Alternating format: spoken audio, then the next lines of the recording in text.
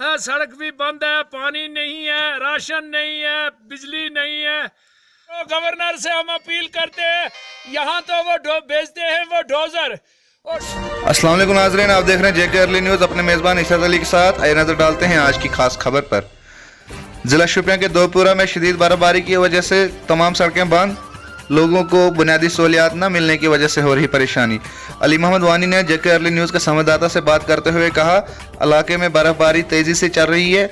वहीं एडमिनिस्ट्रेशन ने जेसीबी भेजकर रात के अंधेरे में जो आधे फुट से ज़्यादा बर्फ़ रोड पर छोड़कर चली जाती है। उन्होंने ज़िला इंतज़ामिया से मांग की है कि देवपुरा इलाके को बुनियादी सहूलियात फराहम की जाए और हमारी सड़कों को भी बहाल किया जाए।